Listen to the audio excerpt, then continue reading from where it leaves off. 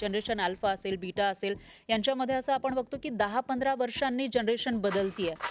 सध्याचा समाज जो आहे हा एवढ्या वेगाने बदलत चाललाय की अगदी 15 वर्षात आपण बघतोय की मुलांचे बिहेवियर्सच जणू काय ॲज अ जनरेशन चेंज होत आहेत. आत्ताची जी जनरेशन आहे ती खूप ॲडव्हान्स आहे, खूप चंचल आहे, डिजिटल युगामध्ये जन्मलेली आहे. यांना सांभाळायचं हे पालकांसमोर किती मोठं आव्हान आहे? खूप मोठं आव्हान आहे, कारण मुलांना सध्या कुणाच्या घरी जाऊन लोकांशी कसं वागायचं ह्याची संधीच मिळत नाही आहे. आणि म्हणूनच ते घरी बसून टी व्ही बघतायत, मोबाईल बघतायत. आम्ही म्हटलेलं की तुम्ही एक 6 पालक एकत्र या आणि एका पालकाने घरी 2-3 तास लवकर या आणि त्या दिवशी त्या आईने त्या वडिलाने त्यांचं संगोपन करावं. 2 ते 3 आठवड्यात प्रत्येकाचा स्क्रीन टाईम बंद झाला. विशेषतः शाळेतून टीचरने या पालकांना पुन्हा बोलवलं, म्हणजे तुम्ही केलं काय नेमकं, तुमची मुलं एवढी कशी सुधारली. मोबाईल टाईम जर कट करायचा असेल तर त्याला एकच उपाय आहे, मनुष्य टाईम. आयडियल एज कोणती आहे स्क्रीन समोर मुलांना एक्सपोज करण्याची? आयडियल एज अशी आहे की वेन द चाइल्ड स्वतःवर नियंत्रित करू शकतो की मी एवढंच वापरणार. आणि हे जे दिसतंय आज तुम्हाला हे आर्टिफिशियल आहे. आणि सेकंड, त्याच्यावर तुमचं पूर्ण नियंत्रण आहे. त्या मुलाला जे आवडत नसेल तो ते स्वाईप करू शकतो किंवा डिलीट करू शकतो. त्याचे खूप खूप वाईट दुष्परिणाम आपल्याला एक 5-6-7 वर्षानंतर दिसायला लागतील. ज्या मुलाला 2-2 दिवस काकीला हँडल करता येतं, मावशीला हँडल करता येतं, तो जगात कुठल्याही सिच्युएशनमध्ये कुणाशीही तो अडॅप्ट करू शकतो. नमस्कार, मी फरा खान. तुम्ही बघताय न्यूज 18 लोकमत. मुलांचं संगोपन करणं, त्यांना वाढवणं हे अतिशय अवघड झालेलं आहे पूर्वीपेक्षाही असं मानलं जातं. आणि त्यातही पालकत्व ही सगळ्यात अवघड कला आहे असं बोललं जातं. मग अशामध्ये डिजिटल युगात जन्मलेली जी पिढी आहे, जनरेशन अल्फा, जनरेशन बीटा, यांचं संगोपन नेमकं कसं करायचं, कशा पद्धतीनं त्यांची जडणघडण करायची, असा प्रश्न पालकांना पडलेला असतो. आणि याच प्रश्नांची उत्तरं आज आपण न्यूज 18 लोकमतच्या या पॉडकास्टमधून जाणून घेण्याचा प्रयत्न करणार आहोत. आणि आज आपल्यासोबत स्पेशल गेस्ट सुद्धा आहे, डॉक्टर समीर दलवाई सर. आपलं खूप खूप स्वागत आहे. नमस्कार. डॉक्टर समीर दलवाई हे नावाजलेले पीडियाट्रिक तज्ज्ञ आहेत आणि मागील अनेक वर्षांपासून ते प्रॅक्टिस करतायत. विशेषतः बिहेवियरल चेंजेसमुळे आलेलं जे ऑटिझम आहे त्याच्यावर त्यांनी एक विशेष प्रोग्राम डिझाईन केलेला आहे. आणि या मुलांना कशा पद्धतीनं नॉर्मल करता येईल, त्यांना नॉर्मल आयुष्य देता येईल, यासाठी ते झटतायत, काम करतायत. आणि आज आपण वेगवेगळ्या विषयांवर, विशेषतः मुलांशी संबंधित जे प्रश्न तुमच्या मनामध्ये आहेत, पालकांच्या मनामध्ये आहेत, त्याची उत्तरं आपण डॉक्टर समीर दलवाई यांच्याकडून जाणून घेण्याचा प्रयत्न करूयात. डॉक्टर, खरं तर मुलांविषयी आपल्याला बोलायचं आहे, मात्र आपण बेसिकपासून सुरुवात करूया, सुरुवातीपासून. कारण आपण बघतो की असं म्हटलं जातं, दरवेळेला असं म्हटलं जातं की ही जी पिढी आहे ती खूपच बिघडत चाललेली आहे, किंवा आमची पिढी छान होती, त्या पिढीला म्हणजे त्यावेळेला लोक चांगले होते, तरुण मंडळी चांगली होती, असं म्हटलं जातं. पण हे आपण नेहमीच ऐकतो. आपल्या आजी आजोबा कदाचित आपल्या आईवडिलांविषयी बोलत असतील, त्याच्यानंतर आपले आईवडील आपल्याविषयी बोलतात, आपण मग आपल्या मुलांविषयी बोलतो. मग अशामध्ये आपण जनरेशन गॅप म्हणतो, तो आता जर बघितलं तर तो खूप कमी होत चाललेला आहे. म्हणजे आधी 30 ते 40 वर्षांनी जनरेशन गॅप यायचा, पण आता जनरेशन अल्फा असेल, बीटा असेल, यांच्यामध्ये असं आपण बघतो की 10-15 वर्षांनी जनरेशन बदलतीये. तर यामागे नेमकं काय कारण असेल, काय सायन्स आहे? नाही, खूप चांगला प्रश्न आहे तुमचा. खरं म्हणजे जनरेशन्स जे आता थोडक्यात अगदी 5-6 वर्षात, 10 वर्षात बदलू लागलेत. कारण जनरेशन म्हणजे एखाद्या व्यक्तीचं वागणं किंवा एका पिढीचं वागणं हे फक्त त्याच्या जीन्सवर नव्हे, तर समाजात वावरताना जो समाज आहे त्याचा जो त्याच्यावर इफेक्ट आहे, त्याच्यामुळे वागणूक आणि बिहेवियर ठरत असतं. सध्याचा समाज जो आहे हा एवढ्या वेगाने बदलत चालला आहे की अगदी 15 वर्षात आपण बघतोय की मुलांचे बिहेवियर्सच जणू काय ॲज अ जनरेशन चेंज होत आहेत. आणि म्हणून दिस जनरेशन जे गॅप्स होते अगोदर अगदी 30-30 वर्ष, 40-40 वर्ष, आता आपल्याला 10-10 वर्षात नवीन म्हणजे जनरेशन अल्फा होतं, आता लगेच जनरेशन बीटा 2025 पासून सुरू झालेलं आहे. आता असे जनरेशन चेंज लवकर येत जातील, कारण एकंदरीत समाजात, मुलात किंवा एका पिढीत जे बदल दिसत आहेत आपल्याला हे खूप वेगाने होत आहेत. आता हे चेंजेस झालेले आहेत, त्याच्यामध्ये आपण बघतोय की आत्ताची जी जनरेशन आहे ती खूप ॲडव्हान्स आहे, खूप चंचल आहे, डिजिटल युगामध्ये जन्मलेली आहे. मग ही जी जनरेशन अल्फा आहे, बीटा आहे, यांना सांभाळायचं किंवा यांचं पालकत्व स्वीकारायचं हे पालकांसमोर किती मोठं आव्हान आहे? खूप मोठं आव्हान आहे, कारण पालक पण स्वतः त्याच जनरेशनतून आलेले आहेत. आणि मुद्दा आपल्याला एक मला ठामपणे कसं मांडायचं आहे की मुलांची जी डेव्हलपमेंट, जो विकास होतो तो एक तर आपल्या जीन्सवर आहे, पण दुसरा समाजातून मिळणाऱ्या ज्या गोष्टी आहेत त्याच्यावर आहे. उदाहरणार्थ वासरू म्हणजे गायीने वासरू जन्म दिलं की लगेच 4 तासात ते वासरू पायावर उभं राहतं. हो. मासे पाण्यातच जन्म घेतात ना, हां, हां. लगेच पोहायला लागतात. हो. पण मनुष्याचं मूल जन्म झाल्यानंतर त्याला उभं राहायला, चालायला साधारण 1 वर्ष लागतं. हो. आणि त्या 1 वर्षात प्रत्येक मिनिटाला त्याची काळजी घेणारी आई, बाबा किंवा माणसं लागतात. तो जगू शकत नाही. हं. जन्माला आलेल्या मुलाचा मेंदू नॉर्मल असतो, पाय असतात आणि पायाचे स्नायू देखील असतात. तरी चालतो का लगेच? नाही. हां. 1 वर्ष लागतं. बरोबर. तेव्हा जी चालायचा जो विकास आहे तो होण्यासाठी वर्षभर ह्या सर्व गोष्टी त्याला लागत असतात. त्या जर झाल्या नाहीत तर तो चालणार नाही. हं. त्याचप्रमाणे विचार आहे किंवा आपली एक सामाजिक विचार करायची शक्ती आहे, सोशल बिहेवियर आहे, हो. तो डेव्हलप व्हायला बरीच वर्ष लागतात. म्हणून 18 वर्षापर्यंत आपण त्याला वोटिंग राईट सुद्धा देत नाही, हो. त्याला ड्रायव्हिंग राईट देत नाही. तो तेव्हा समाजात त्याचा जो इंटरॅक्शन होत असतो, तो जो समाजातून शिकत असतो, त्याने ॲक्च्युली ब्रेन डेव्हलप होत असतो. खरा जो प्रॉब्लेम झालेला आहे, this is because of lack of nurturing care. हां. कारण मुलांना सध्या कुणाच्या घरी जाऊन लोकांशी कसं वागायचं ह्याची संधीच मिळत नाहीये. आणि म्हणूनच ते घरी बसून टीव्ही बघतायत, मोबाईल बघतायत. तेव्हा मी फक्त टीव्ही आणि मोबाईलला ब्लेम करत नाही, कारण मी पालकांना सांगतो टीव्ही बघून असं होतंय, मोबाईल बघून होतंय, पण ते स्टॉप करू शकत नाही आहेत. आणि प्रॉब्लेम खरा मोबाईलचा नव्हता, प्रॉब्लेम खरा आहे की टीव्ही जर नाही, मोबाईल जर नाही, तर मुलांबरोबर करायचं काय. हां. राईट.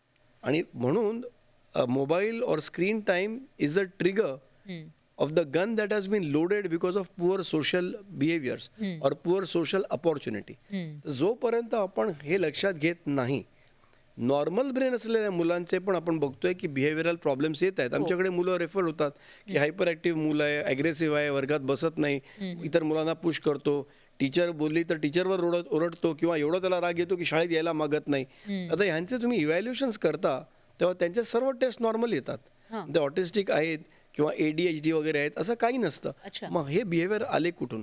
कारण ह्या बिहेवियर्सवर जो सेल्फ कंट्रोल किंवा सेल्फ रेग्युलेशन, स्वनियंत्रण जे शिकावं लागतं, हे जन्मता नसतं. तुमच्या जीन्समध्ये आहे, तुमचा ब्रेन नॉर्मल आहे, तरी सुद्धा हे शिकण्यासाठी ती संधी लागते. ती जर संधी उपलब्ध नसेल तर normal brain, normal genetic structure असून सुद्धा मुलं ही अशी वागतात.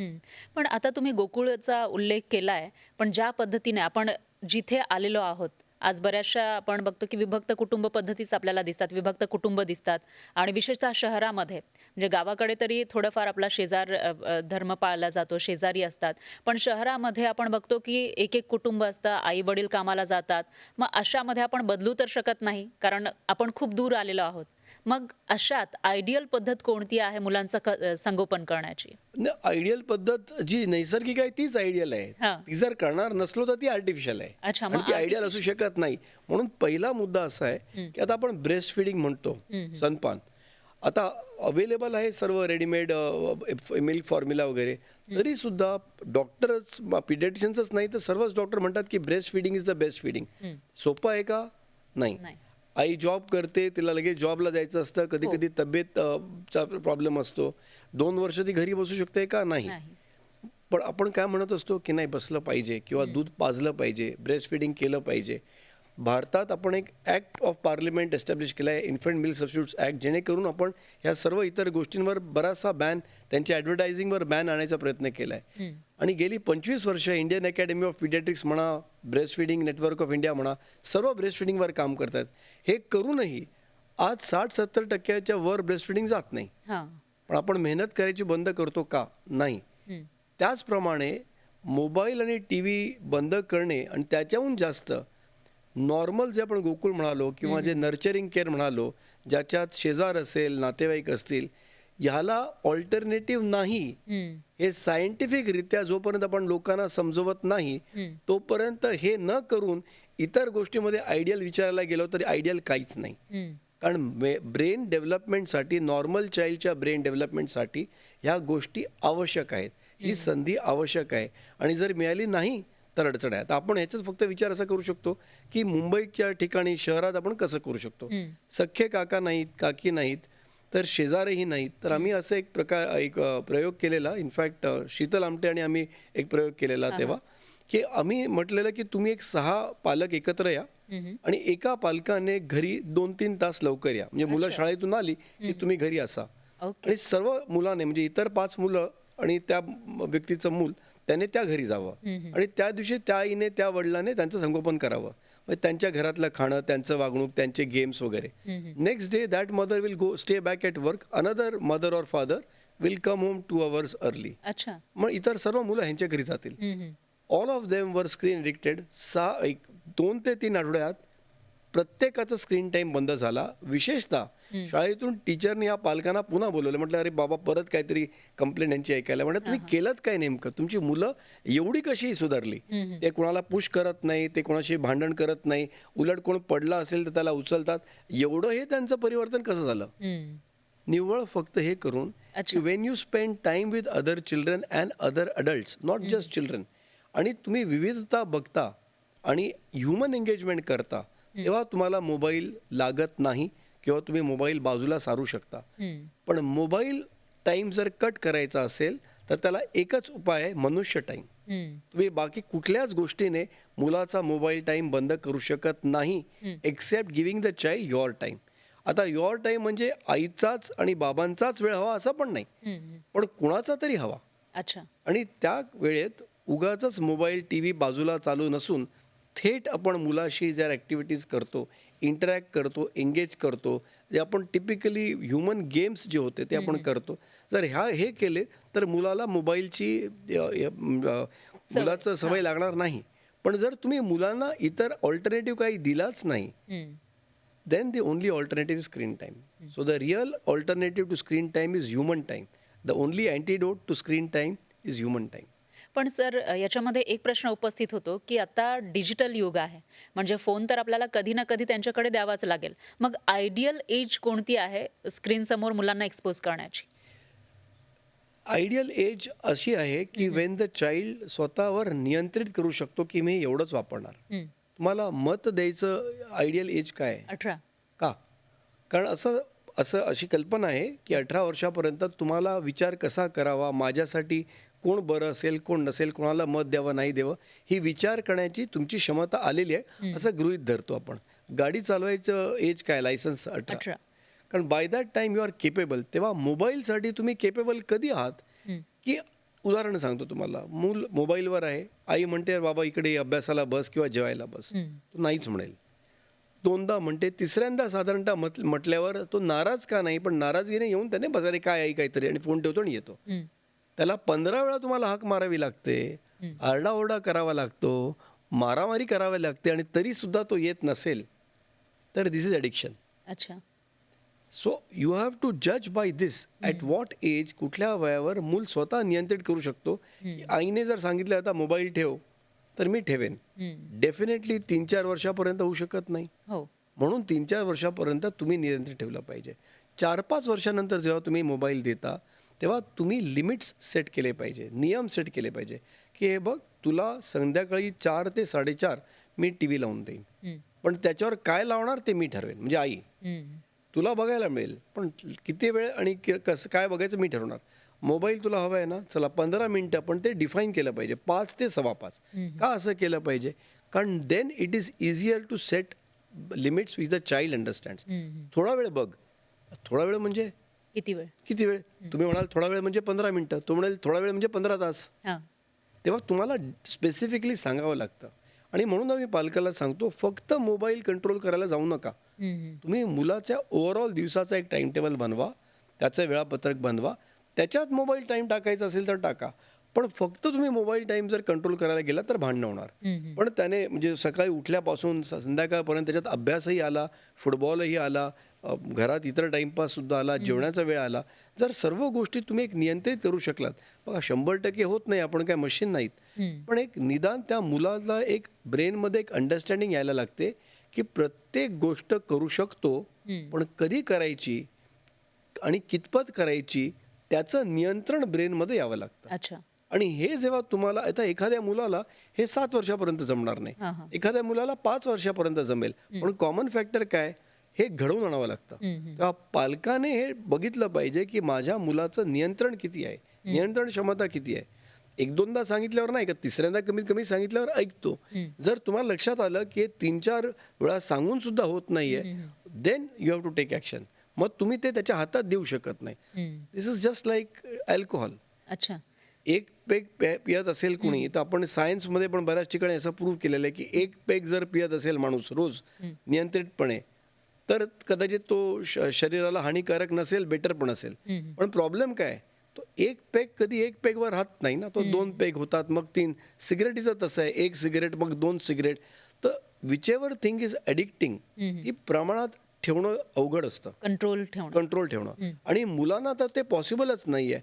म्हणून हे पालकांनी ती एक व्यवस्था, एक शिस्त मांडली पाहिजे.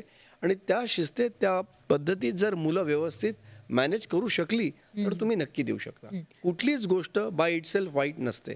त्याच्यावर तुमचं नियंत्रण किती आहे, ती गोष्ट तुम्हाला नियंत्रित करते की तुम्ही नियंत्रित करू शकता, हे कळणं जरुरी आहे. पण डॉक्टर, याच्यामध्ये हाही प्रश्न आहे की कारण जेव्हा स्मार्टफोन हातामध्ये येतो त्यावेळेला मुलं लवकर शिकतात, त्यांचं लर्निंग लवकर होतं असंही पालकांना बऱ्याचशा दिसतं आणि त्याच्यामुळे त्यांनाही कुतूहल वाटतं. जेव्हा लहान मूल आहे 6-7 महिन्यांचं किंवा 1 वर्षाचं, 2 वर्षाचं, आणि ते स्मार्टफोनवर काहीतरी करतंय याचं पालकांना कुतूहल वाटतं. आणि दुसरी एक गोष्ट, ज्या पद्धतीचं आपण सुरुवातीलाही बोललो की आपली कुटुंब पद्धती झालेली आहे. आधी आपण बघितलं तर खिडकी ही आपल्यासाठी, म्हणजे लहान मुलांसाठी, एक कुतूहलाचा विषय असायची. बाहेरचे जग बघायचे ते खिडकीतून. पण आता स्मार्टफोन हा त्यांच्या हातामध्ये दिला जातो, ते त्यांच्यासाठी कुतूहल असतं. आणि कुठेतरी मूल रडत असेल तर त्याला समजावण्यासाठी, त्याला जेवण भरवण्यासाठी स्मार्टफोनचा वापर केला जातो, यूट्यूबचा वापर केला जातो. मग अशामध्ये हे चांगलं आहे असं म्हणता येईल आणि घातक किती आहे? खूप छान बोललात तुम्ही. खिडकी जे बोललात त्याच्यात, आणि मोबाईल म्हणजे त्याला पण आपण विंडोजच म्हणतो नाही का. हां. खिडकीच्या बाहेर तुम्हाला काय दिसतं? जग दिसतं, बाहेरचं जग दिसतं. त्या जग कसं आहे, म्हणजे काय आहे त्या जगात, काय ॲक्च्युअल आहे, रियालिटी आहे. काय रियालिटी आहे? रियालिटी ही आहे की इट इज ऑलवेज चेंजिंग. आणि रियालिटी दुसरी अशी आहे की तुम्ही ते कंट्रोल करू शकत नाही. हां. या 2 गोष्टी लक्षात ठेवा की खिडकीच्या बाहेर बघत असताना काही दृश्य दिसत असेल तुम्हाला, ते चेंज होत राहणार. माणसं जी येत आहेत, जात आहेत, ते नैसर्गिकपणे चेंज होत असतात. आणि सेकंड, तुम्हाला त्याच्यावर कंट्रोल नसतो. तुम्हाला बघून ऑब्झर्व करायची एक क्षमता येते, पेशन्स येतो, कामनेस येतो, एक ठहराव बोलते उसको, वो एक आता है, पेशन्स आता है to tolerate change in others and the fact that you have no control over it. Right. आणि ह्या विंडोजचं काय, ह्या विंडोज म्हणजे जे आपण म्हणतोय की सो कॉल्ड ट्रेनिंग, टीचिंग होतं, त्याच्यावर पण नंतर बोलू. पण ह्याच्यात मोस्ट इम्पॉर्टंट गोष्ट अशी आहे की दिस इज फेक. कारण हे जे दिसतंय आज तुम्हाला आर्टिफिशियल आहे. आणि सेकंड, त्याच्यावर तुमचं पूर्ण नियंत्रण आहे. त्या मुलाला जे आवडत नसेल तो ते स्वाईप करू शकतो किंवा डिलीट करू शकतो. आणि म्हणून एक खोटी समज तयार होते की I am in control of this world. मला जी व्यक्ती पाहिजे त्याच्याशी मी बोलू शकतो. जर टीचर आवडली नाही तर तिला मी डिलीट करू शकतो. आई माझ्याप्रमाणे आई वागत असेल तर चालेल, जर माझ्याप्रमाणे आई ऐकणार नसेल तर मी आईला डिलीट करेन. ही जी एक कल्पना, ही अगदी 4-5-6-7 महिन्याच्या वयापासून जर मुलांना आम्ही आर्टिफिशियल, नैसर्गिक नाही, आणि ज्याच्यावर त्याचा टोटल कंट्रोल आहे असं त्याला वाटतंय, हे जर आपण एक घातक गोष्टी आपण त्या मुलाच्या ब्रेनमध्ये इंट्रोड्यूस केल्या, तर त्याचे खूप खूप वाईट दुष्परिणाम आपल्याला एक 5-6-7 वर्षानंतर दिसायला लागतील. आणि ह्याच्यात मोस्ट इम्पॉर्टंट गोष्ट आपल्याला अजून एक लक्षात आली पाहिजे की स्क्रीन असेल, मोबाईल असेल, त्याच्यात एक जी गोष्ट असते, आपण परत परत परत परत आवडणाऱ्या गोष्टी बघू शकतो.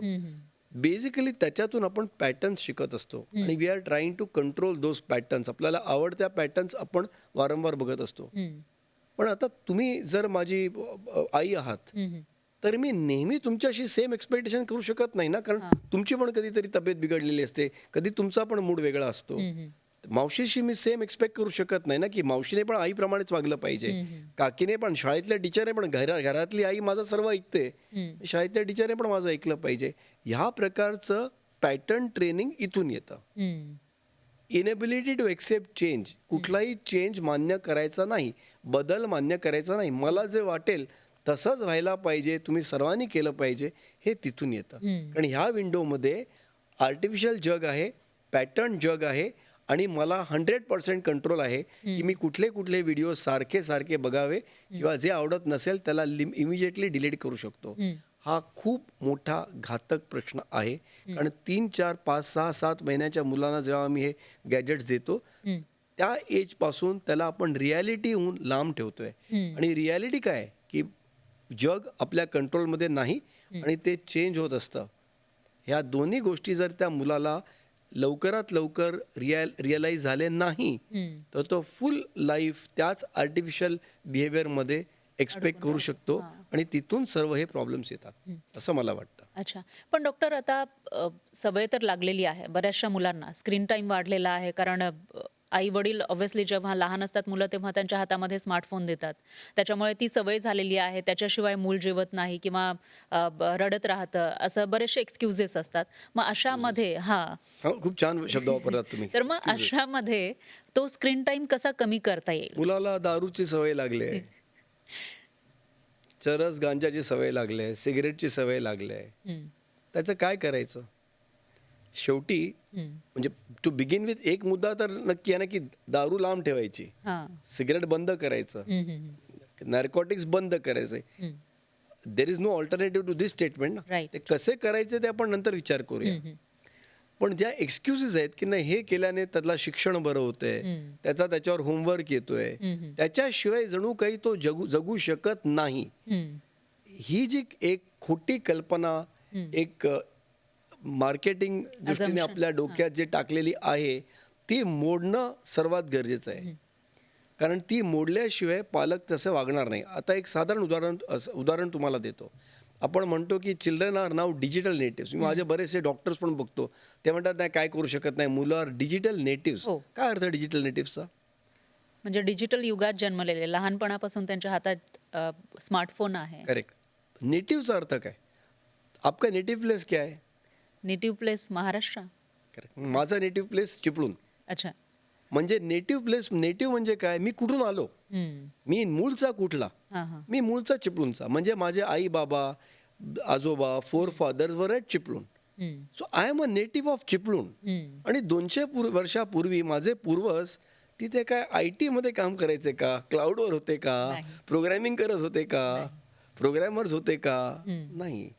So I am a native of Chiplun and I am a native from a social background of farming म्हणा, शेती करत असतील, काही करत असतील, मी तो नेटिव्ह आहे.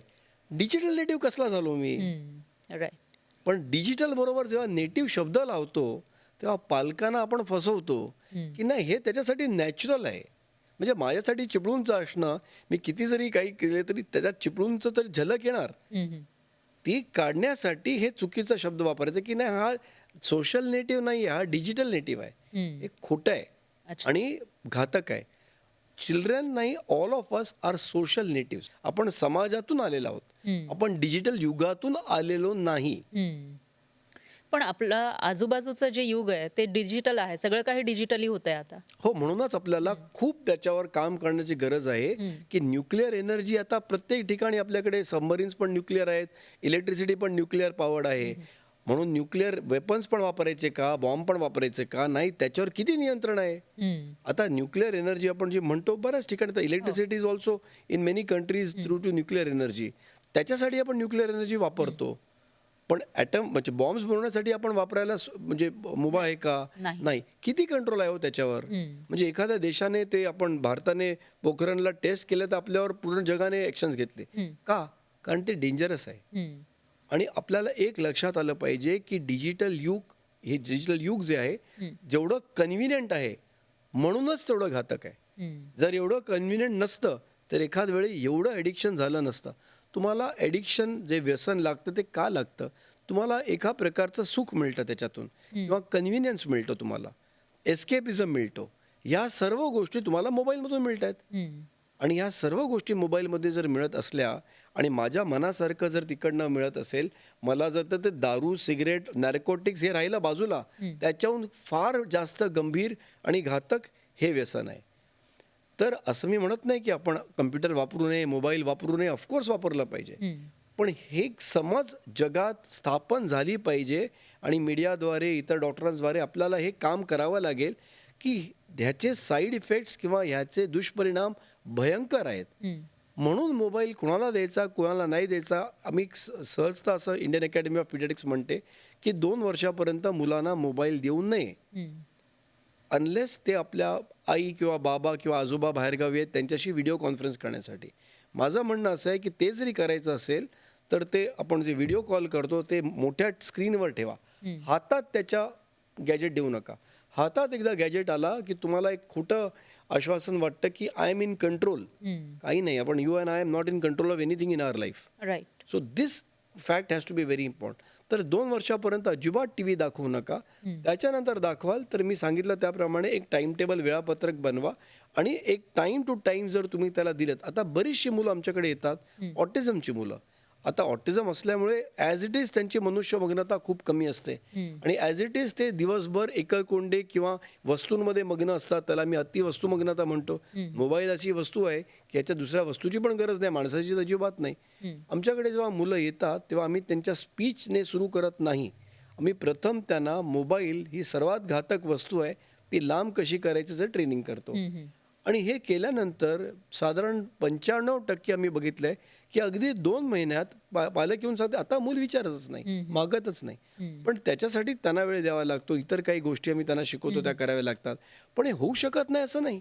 ऑटिझम असलेली मुलं सुद्धा जे वस्तुमग्न असतात ते पण मोबाईल आणि स्क्रीन टाईम ॲडिक्शनमधून बाहेर येऊ शकतात. पण त्याच्यात एक्सक्यूज करू नका की नाही फक्त जेवताना द्या.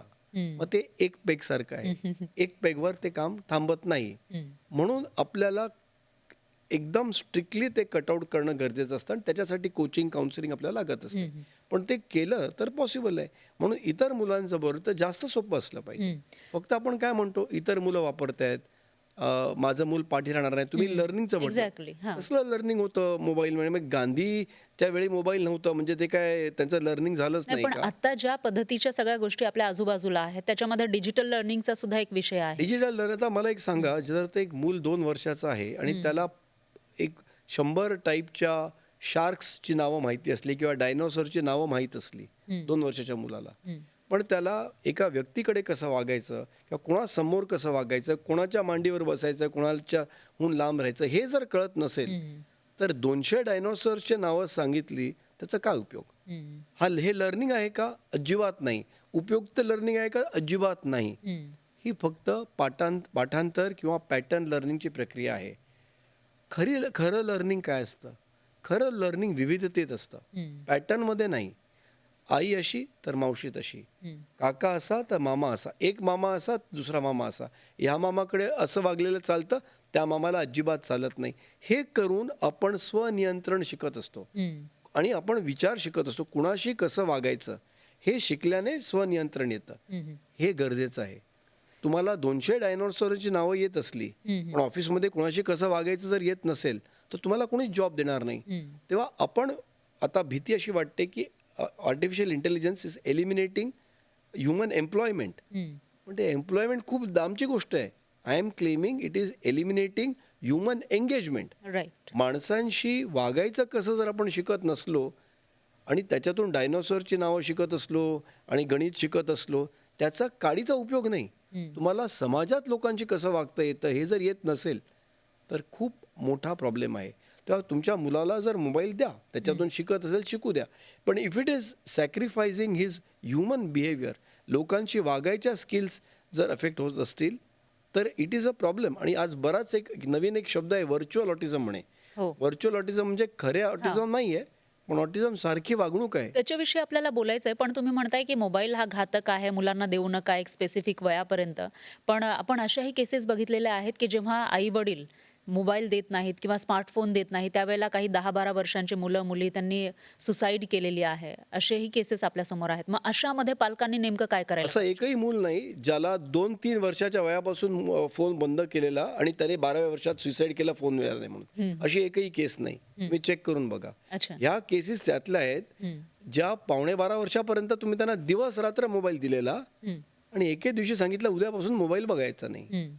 असं होऊ शकत नाही ना. कुठलंही व्यसन जर आपल्याला मोडायचं असेल तर त्या वयाप्रमाणे आणि किती वर्ष ते व्यसन त्या व्यक्तीमध्ये आहे हे कळूनच आपल्याला हँडल करायचं आहे. तर एका 2 वर्षाच्या मुलाला मी आज स्क्रीनवर सांगेन की उद्यापासून मोबाईल देऊ नका, त्याच्यात काहीच नुकसान होणार नाही त्याचं. पालकांना वाटेल तो खात नाही, हा एक मुद्दा येईल.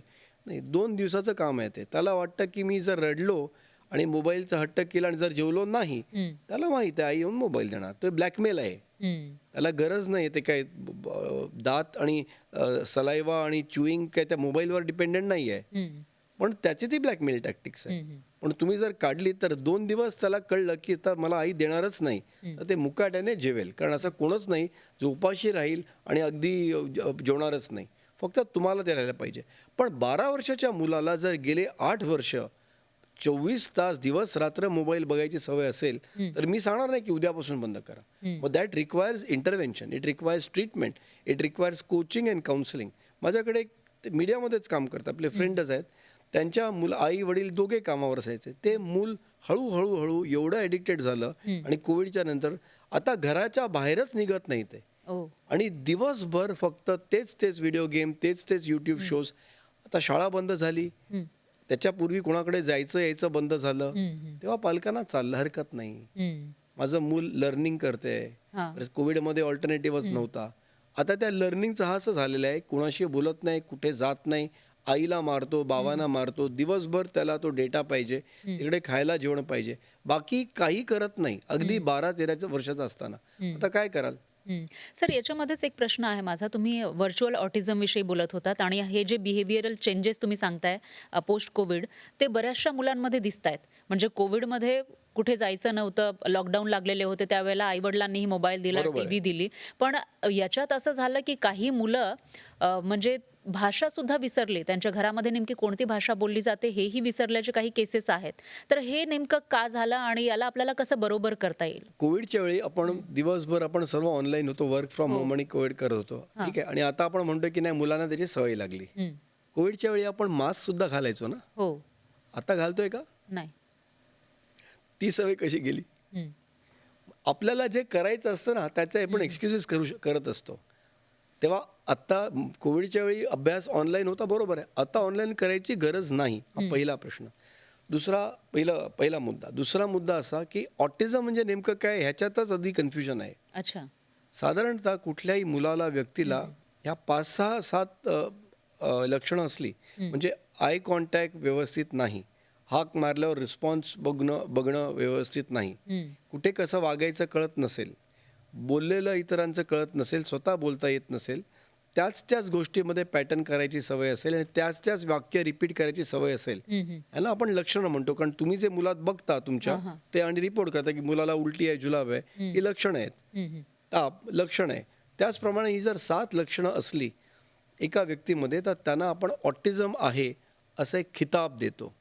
अच्छा. ऑटिझम कशामुळे झालाय किंवा काय झालंय किंवा ऑटिझम स्वतः हा रोग नव्हे, हे फक्त डिस्क्रिप्शन आहे. म्हणजे साधारणतः आपण मुंबईमध्ये सर्दी, खोकला, ताप झाला तर आपण म्हणतो मला फ्लू झालाय. आता फ्लू नावाचा कुठला रोग आहे का, कुठला जंतू आहे का, तर नाही. पण आपण सर्दी, खोकला, ताप ही 3 लक्षणं बोलायची नाही, तर त्या लक्षणांसाठी एक शॉर्टकट आहे. तेव्हा ऑटिझम एवढंच त्याचा अर्थ आहे की ही 7 लक्षणं ह्या व्यक्तीत आहेत. आता तो का होतो, माझं स्वतःचा वैयक्तिक अनुभव असा आहे की त्याला मी एक नाव दिलं आहे, अतिवस्तुमग्नता आणि कमी मनुष्यमग्नता. काही मुलं असतात ज्यांना जेनेटिक जन्मापासून मनुष्यात लक्ष कमी असतं आणि वस्तूंमध्ये लक्ष जास्त असतं. म्हणून ते मनुष्यांकडून जे शिकायला पाहिजे ते शिकत नाही. उदाहरणार्थ आय कॉन्टॅक्ट, एकामेकाशी कसं वागायचं, कुठे काय करायचं, कुठे काय करायचं नाही, हे आपण आईवडिलांना बघून शिकत असतो. त्यानंतर इशारे वापरायचे आपण 8-9 महिन्यात लोकांना बघून शिकतो आणि नंतर 1.5-2 वर्षाला आपण भाषा म्हणजे बोलायला शिकतो. जर आपलं लक्षच माणसात नसेल तर हे पुढचे टप्पे जे आहेत ते होणारच नाहीत. आणि जर आपलं लक्ष खूप वस्तूंमध्ये असेल तर वस्तूंमधून आपण काय शिकतो, तर प्रत्येक वस्तू एका पॅटर्नमध्ये बनवलेली असते किंवा एका पॅटर्नमध्ये चालत असते.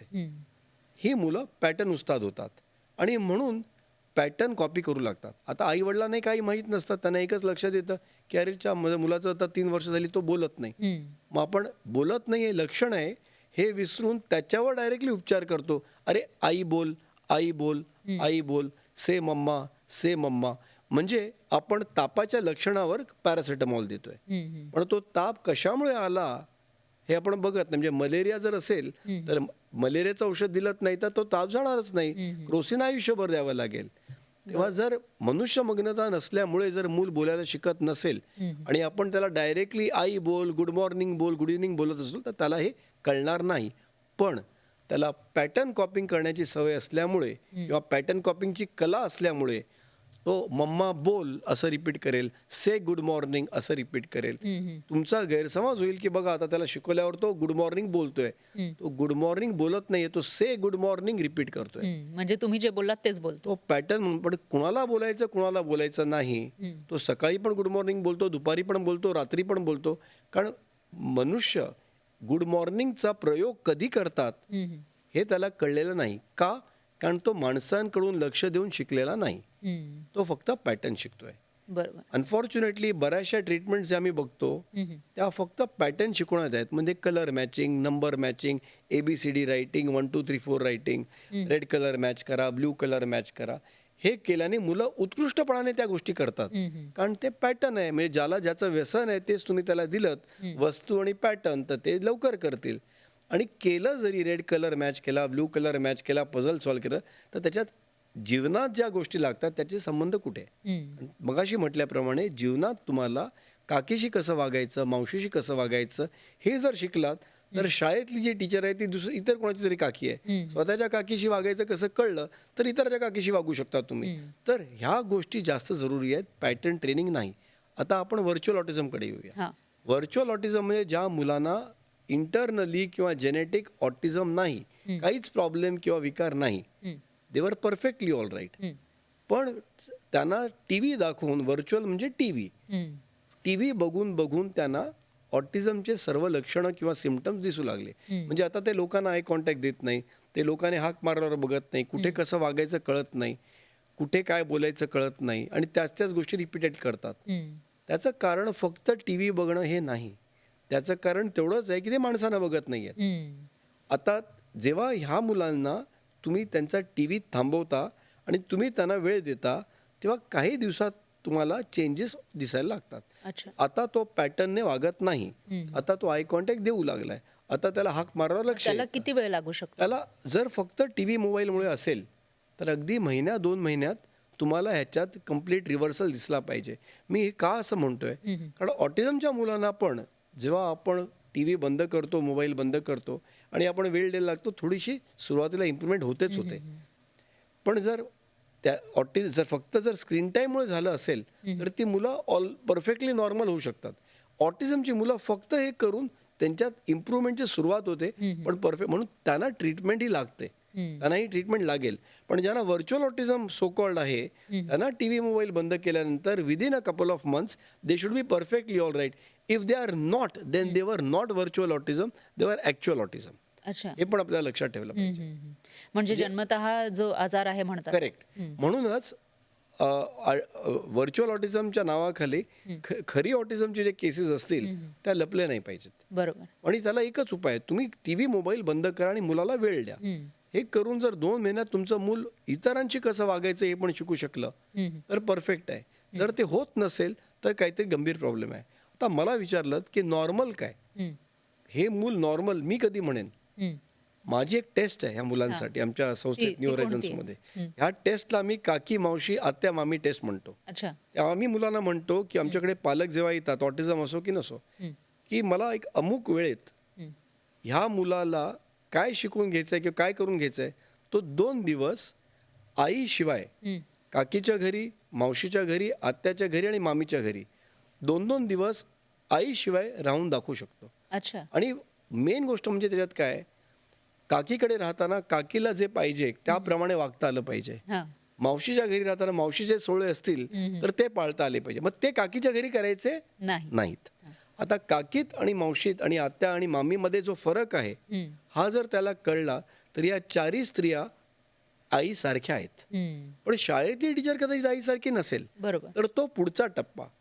पहिला टप्पा आई, नंतर आईसारख्या पण थोडा फरक आहे. म्हणजे आपण एक एक टप्पा पुढे पुढे चालत चालू, एक एक पाऊल पुढे टाकतोय. डायरेक्ट आपण जम्प करू शकत नाही शाळेत. तेव्हा माझ्याप्रमाणे किंवा माझ्या मते ज्या मुलाला 2-2 दिवस काकीला हँडल करता येतं, मावशीला हँडल करता येतं, मामीच्या समोर काय बोलायचं नाही आणि आत्याकडे कसं वागायचं हे जर कळत असेल तो जगात कुठल्याही सिच्युएशनमध्ये कुणाशीही तो अडॅप्ट करू शकतो. तो चेंज होऊ शकतो. त्याला हे कळतं कुणाच्या समोर कसं वागायचं. पण ज्या मुलाला हे जमत नाही, हां.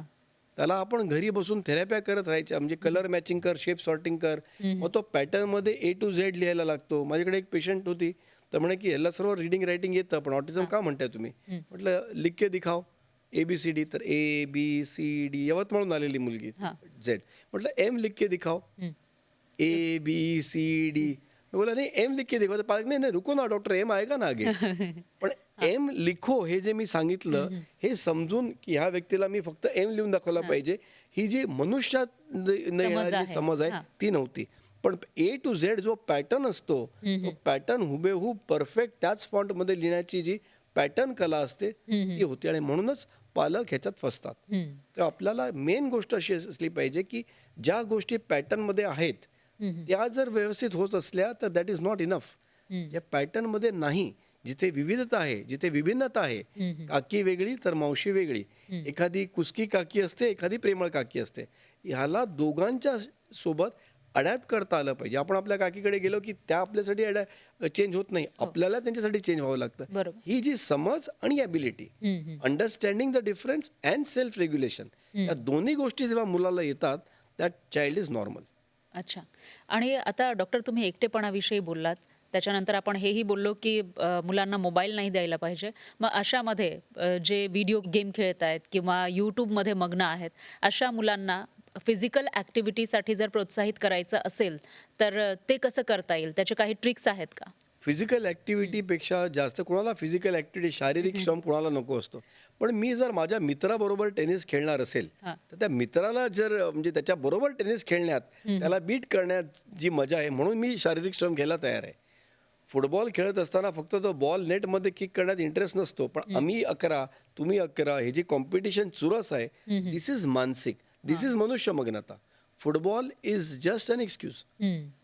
So everywhere we have to see की मुलांना लोकांबरोबर राहून जे आनंद जो मिळेल ह्याच्याकडे आपण प्रथम, आम्ही इतर डॉक्टरांना सांगतो की डिलिव्हरी झाल्यानंतर पालकांना तुम्ही ब्रेस्ट फिडिंगबद्दल, वॅक्सिनबद्दल जसं सांगताय तसं हे सांगा की तुमच्या मुलांना इतर माणसात घेऊन जा, नातेवाईकांकडे घेऊन जा, हे वाढवा. दुसरी गोष्ट, सिंपल गोष्टी असतात आपल्या घरी. काय टेबल टेनिसच्या टेबलची गरज नाही, डायनिंग टेबल असतोच. तुम्ही एक त्या टेबल टेनिसच्या 2 बॅट्स आणा, एक बॉल आणा, तुम्ही अगदी जमिनीवर खेळा. तेव्हा मुलांबरोबर जेव्हा तुम्ही एक ॲक्टिव्हिटी करता, हां. ती ॲक्टिव्हिटी अगदी त्याला टेनिसपटू बनवण्याची गरज नाहीये, पण त्याच्यात त्याला मजा येते. तुम्ही हाईड म्हणजे अँड सीक स्वतः खेळू सुद्धा शकता, पिकअबू खेळू शकता. हां. ह्या सर्व ॲक्टिव्हिटीज तुम्ही मुलांबरोबर करा. मुलांना ह्या प्रत्येक गोष्टीमध्ये मजा येते. तुमच्याबरोबर करत असतील तर मग नातेवाईकांबरोबर करू दे, शेजाऱ्यांबरोबर करू दे, आणि मग त्या वयातली इतर मुलं असतील त्यांच्याबरोबर करू दे. तर ह्या ॲक्टिव्हिटीज मगाशी म्हटल्याप्रमाणे एक 6 पालक जर एकत्र आले तर आठवड्यातून 1 दिवस हाफ डे तुम्हाला घ्यावा लागेल. पण 6 मुलांना 6 प्रकारची विविधता शिकायला मिळते. त्यांचं tremendous self control, self regulation शिकता येतं. पण जर 24 पालक एकत्र आले तर तुम्हाला महिन्यातून 1च दिवस हाफ डे घ्यावा लागेल किंवा 2 तास ऑफ घ्यावा लागेल. पण त्या मुलांना अजून 4 पट जास्त बेनिफिट मिळेल कम्पेअर्ड टू 6चा ग्रुप. बरोबर. डॉक्टरांची ग्रुप प्रॅक्टिस जशी असते तेव्हा आम्ही आता पालकांना पेरेंट्स ग्रुप प्रॅक्टिस करायला शिकवतोय की तुम्ही एकत्र या आणि ह्या प्रकारे तुम्ही वागा. कारण जर मुलांना तुम्ही विभिन्नता दिली नाहीत, आणि गंमत अशी आहे, जास्तीत जास्त हे 3 ते 4 वर्षाच्या आत होणं खूप गरजेचं आहे. एकदा 4-5 वर्ष क्रॉस झाली आणि मुलाला आयसोलेटेड राहण्याची, एकलकोंडेपणाची, फक्त तेच मला जे आवडेल तेच, आवडलं नाही ते डिलीट, एकदा ती सवय लागली की मग अवघड होत जातं. आणि मग तुम्ही 12 वर्षात म्हटलं की एखाद वेळी कधी सुसाईड करायची पण सिच्युएशन येऊ शकते. तेव्हा पालकांना मी हे सांगतो की प्रथम आधी एक्सक्युजेस करू नका. डिजिटल मीडियाचे जे डेंजर्स आहेत ते आधी तुम्ही ओळखा. तुम्हाला 100% कट करता आलं नाही तर 50% कट करा. आणि एक लक्षात ठेवा की डिजिटल गॅजेट्सला alternative is other human beings. तो तुम्हीच असले पाहिजे तसं नाही, कोणी असू शकतं. पण तुम्ही आधी विचार तरी करा की जर माझ्या मुलाला मला प्रोसेस फूड द्यायचं नाही म्हणे, मला ऑर्गॅनिकच द्यायचं आहे, कितीतरी पालक असं करतायत. हो. आता त्याचप्रमाणे आपण ह्याचाच विचार केला पाहिजे. फरक हा असतो की नाही, ऑर्गॅनिक फूड चांगलं आणि प्रोसेस फूड बॅड हे माहीत आहे, नॉलेज आहे. पण टीव्ही किती बॅड, मोबाईल किती बॅड, आणि तो फक्त जनरेशनली बॅड नाही. तो आपण आपलं जे एव्होल्युशन झालेलं आहे माणसाचं गेले 6 मिलियन इयर्स, आपण ह्या 6 मिलियन इयर्समध्ये मुलं संगोपनासाठी पहिले 3 वर्ष समाजात राहायची. गेल्या 25-30 वर्षातच आपण ते कट केलं आहे आणि त्यांना शाळेत आणि प्री स्कूल आणि प्ले स्कूल आणि प्री स्कूल वगैरे ह्याच्यात टाकून समाज कट करायचं काम हे गेले 20-25 वर्ष आपण भारतात करतोय. गेले 50 वर्ष अमेरिकेत होत होतं. त्याचे मेंटल हेल्थचे दुष्परिणाम आता आपल्याला ठामपणे दिसून दिसत येत आहेत. आहेत. बरोबर. आणि आपण जे करतोय त्यांना आता आपण कॉपी करतोय. आपल्या त्याप्रमाणे जी एक सोशल सभ्यता जी आपली होत चाललंय त्याचे परिणाम आता आपल्याला बघायला मिळतील. बरोबर आहे. डॉक्टर तुमचे 3 ट्रिक्स फेमस आहेत. म्हणजे तुम्ही एकटेपणाविषयी बोललात, तो दूर करण्यासाठी फ्रेंडशिप महत्त्वाची आहे. मग आपल्या मुलांना फ्रेंडशिप शिकवायची असेल तर त्याच्यासाठी टिप्स कोणत्या आहेत? सर्वात प्रथम त्या मुलाला तुमच्याशी चांगलं वागता आलं पाहिजे, आईशी, नंतर तुमच्या घरातल्या माणसांशी आणि नंतर नातेवाईकांशी. त्याच्यानंतर तो सेम एजच्या मुलांशी मैत्री करू शकतो, कारण स्वतःच्या एजचे मुलं नेहमीच डिफिकल्ट असतात, कारण ती पण मुलंच आहेत. हो. दुसरा एक मुद्दा असतो की तुमचं मूल घरी येतं, म्हणतं की अमितने ना माझी पेन्सिल घेतली शाळेत. तुम्हाला 15 मिनिटात त्याचे दफ्तर भरायचे आहे, नाश्ता करायला शाळेत बसमध्ये घुसवायचं आहे त्याला. तुम्ही काय म्हणता शॉर्टमध्ये, जाऊ दे त्या अमितशी उद्यापासून बोलू नको, हां. दुसरा कोणतरी मित्र बघ. हां. आता तुम्हाला तिकडे एक 5 मिनिटं वेळ काढून सांगितलं पाहिजे त्याला, किंवा संध्याकाळी आल्यानंतर सांगितलं पाहिजे, अरे अमितने पेन्सिल तुझी का घेतली. आता हा प्रश्न तुम्ही विचारता, याचा अर्थ काय, you are making him think. अच्छा का घेतली, नाही मला माहीत नाही. अच्छा त्याच्या आईने त्याची पेन्सिल त्याला दिली नव्हती का. अरे हां, मग तो विचार करू लागतो, कदाचित अमितच्या आईने त्याला पेन्सिल दिली नाही. अरे पण तो तुझा मित्र आहे ना, तुझ्याकडे 2 पेन्सिली होत्या, तू त्याला एक दिलीस तर काय बिघडलं. हां. पण त्याने माझी पेन्सिल घेतली तर.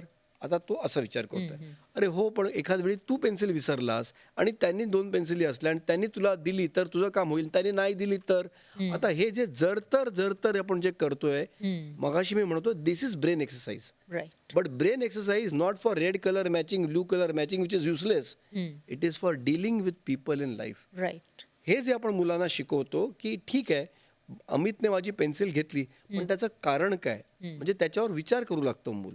विचार करायला लागल्यानंतर त्या अमितच्या बद्दल तो विचार करत असताना त्याला एम्पथी आपण जे म्हणतो ते निर्माण होते. Right. इतरांचे प्रॉब्लेम काय आहेत, इतरांची समस्या काय, इतराला काय वाटतंय, ह्याचा विचार जन्मता मुलांमध्ये नाही, तो घडवावा लागतो. आणि म्हणून आपण मराठीत जो शब्द वापरतो, घडवावं लागतं मुलाला, त्याला इंग्रजीत आपण नर्चरिंग केअर असं म्हणू. जर आपण घडवलं नाही तर मुलं घडणार नाहीत. म्हणून this is cannot be left to genes, biology and school. It has to be inculcated in society. Right. आणि ते घडवून आणायचं. तर फॉर एक्झाम्पल तुम्हाला सांगितलं की तुम्हाला ते त्याला एक्सप्लेन करायचं वेळ असली पाहिजे, पण that explanation is not to make him follow you. Right. That explanation is to make him think. Right. म्हणून खूप कमांड्स देऊ नका. अरे जाऊ दे, उद्यापासून ते अमितशी बोलू नको, command. He has not developed his ability to think. अरे का दिली नाही, का घेतली पेन्सिल तुम्ही त्याची, का असा तो तुझ्याशी वागला.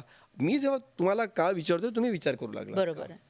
हे करून घेणं खूप गरजेचं आहे. आणि तेव्हा मुलांशी संवाद साधा, त्यांच्याशी डिस्कस करा, फक्त ओपिनियन देऊ नका. अमित तुझा मित्र आहे, उद्या शाळेतून घरी येताना तू जर पडलास तर तुला मदतीला अमित धावून येईल. ह्या जर गोष्टीकडे तुम्ही त्याचं डेव्हलपमेंट केलं नाही तर लोकांशी कसं वागून एकत्र समाजात कसं जगावं आपल्या स्वतःच्या बेनिफिटसाठी, हे सुद्धा मुलं शिकणार नाही. आज आपण बघतो की पालक काय करतायत, सकाळपासून संध्याकाळपर्यंत तू ह्या क्लासला जा, तू त्या क्लासला जा, तू गिटार सुद्धा वाजव, तू पेंटिंग सुद्धा कर, तू डान्सिंग सुद्धा कर, आणि प्रत्येक ठिकाणी आम्ही येऊन तुझे फोटो घेणार आणि ते यूट्यूबवर टाकणार. किंवा काय करतोय आपण प्रत्येक मुलाला सेल्फ सेंटर्ड करतोय. बरोबर. आपण प्रत्येक मुलाला सेल्फ ऑब्सेस्ड करतोय आणि इतरांशी आयसोलेट करतोय. We are doing it actively. So it is not that parents don't have time. Those who have time are also doing things which make their child isolated. पण त्यांना वाटतं की आता हा आईन्स्टाईनच होणार किंवा हाच पहिला येणार शाळेत.